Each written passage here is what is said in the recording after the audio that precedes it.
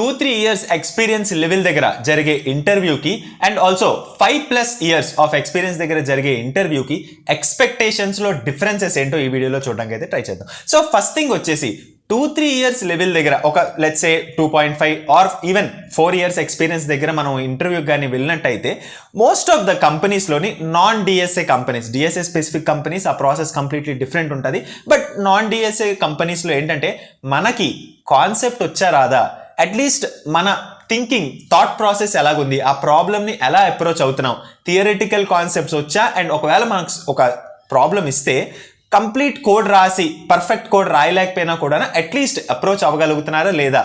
ఎందుకు అంటే ఇక్కడ 90% ఆఫ్ ద సర్వీస్ బేస్డ్ కంపెనీస్లోని మనం ఒక 2-3 years ఎక్స్పీరియన్స్ దగ్గర వెళ్తున్నామంటే ఒక డెవలపర్ కింద వెళ్తాం, మనం ఒక లీడ్ కింద పనిచేస్తాం.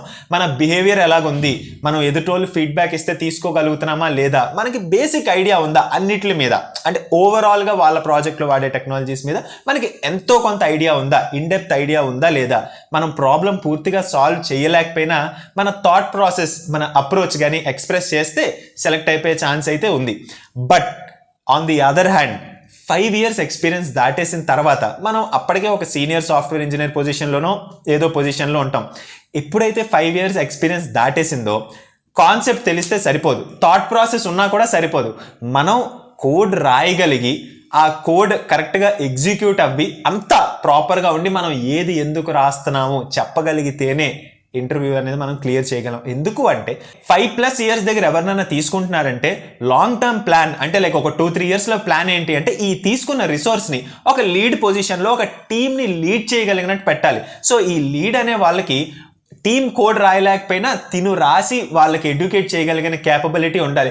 అండ్ ఆల్సో ఈ 5+ ఎక్స్పీరియన్స్లో మనం ఏదైతే వెళ్తామో వాళ్ళు ఈ పొజిషన్లో ఉంటారు, వాళ్ళ కింద వీళ్ళు ఉంటారు, వీళ్ళ దగ్గర నుంచి అన్ని టెక్నాలజీస్ రావాలని ఎక్స్పెక్టేషన్ ఉండదు. ఎక్స్పెక్టేషన్ వీళ్ళ దగ్గర నుంచి అన్ని టెక్నాలజీస్ కొంచెం అన్నా రావాలి. 3 years వాళ్ళకి కొంచెం రావాలి, ఎందుకంటే వాళ్ళ పైన ఒకళ్ళు ఉన్నారు. బట్ ఈ 5 years వాళ్ళకి ప్రాపర్గా రావాలి, వాళ్ళు ఒక సొల్యూషన్ తేగలుగుతున్నారు, వాళ్ళ అదర్స్ని కూడా లీడ్ చేయగలుగుతున్నారు.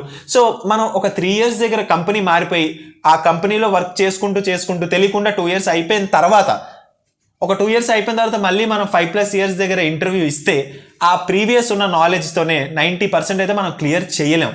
ఎందుకు అంటే మనకి practical implementation of the regularly as technologies మనకు రావాలి. ఫర్ ఎగ్జాంపుల్ ఒక జావా మనం తీసుకుందాం, ఒక 3 years దగ్గర స్ప్రింగ్ బూట్ థియరిటికల్ కాన్సెప్ట్ వస్తే ఓకే అయిపోయే ఛాన్స్ అయితే ఉంది. బట్ ఒక 5 years దగ్గరకు వచ్చిన తర్వాత ఖచ్చితంగా ఒక ప్రాక్టికల్ ఇంప్లిమెంటేషన్ రాసి ఒక కంప్లీట్ ఫ్లో మనం రాసి చూపించగలగాలి. మైక్రో సర్వీసెస్ గురించి తెలిసి ఉండాలి. 5 years దగ్గర మనం ఇంటర్వ్యూ క్లియర్ చేయాలి అంటే ఖచ్చితంగా మనం ప్రాపర్గా కోడ్ రాయగలగాలి, అప్పుడే ఇంటర్వ్యూ అనేది అవుద్ది. And also expectation of number of technologies అనేది పెరిగిపోద్ది. సో మనం 5 years దగ్గర మనం 3 years దగ్గర ఉన్న నాలెడ్జ్తోనే ఉండి మనం జస్ట్ మన కంపెనీలో మన వర్క్ కంప్లీట్ చేసి మనం ఇంటర్వ్యూకి వెళ్తే మనం ఫెయిల్ అవుతాం తప్ప మనకు అది ఇంకా లైక్ అవ్వట్లేదే అన్న ఫీలింగ్ పెంచుతుంది తప్ప మనం అక్కడ క్వాలిఫై అయితే అవ్వలేం.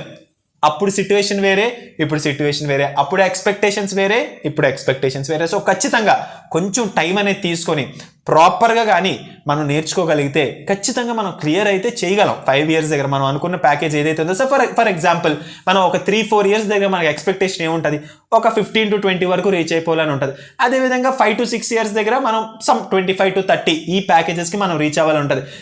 బయట ఆపర్చునిటీస్ అయితే ఇప్పటికీ ఉన్నాయి 2024లో కూడా. ఎక్స్పీరియన్స్డ్ వాళ్ళకి అయితే ఎప్పుడూ ఆపర్చునిటీస్ అనేవి ఉంటాయి. కాకపోతే ఇక్కడ ప్రాబ్లం ఏంటి అంటే మనం వాళ్ళ ఎక్స్పెక్టేషన్స్ రీచ్ అవ్వగలుగుతున్నామా లేదా. సో ఖచ్చితంగా మీరు కానీ ఒక 5+ years దగ్గర ఇంటర్వ్యూ అటెండ్ అవుతున్నట్టయితే ప్రాపర్గా నేను ఏదైనా ఒక ప్రాబ్లమ్ స్టేట్మెంట్ నాకు ఇస్తే నేను ఫుల్గా సాల్వ్ చేయగలుగుతున్నానా లేదా, దాని మీద ఫోకస్ చేసి మనం కానీ ఇంటర్వ్యూస్ అనేవి అటెండ్ అయితే మనకి ఇంకా ఈజీగా ఇంటర్వ్యూ అయ్యే ఛాన్స్ అయితే ఉంది. ఈ వీడియోలో ఇన్ఫర్మేషన్ మీకు హెల్ప్ఫుల్ అనిపిస్తే వీడియోని లైక్ చేయడానికి ట్రై చేయండి. ఛానల్కి కొత్తగా వచ్చినట్టయితే ఛానల్ని సబ్స్క్రైబ్ చేసుకోవడానికి ట్రై చేయండి.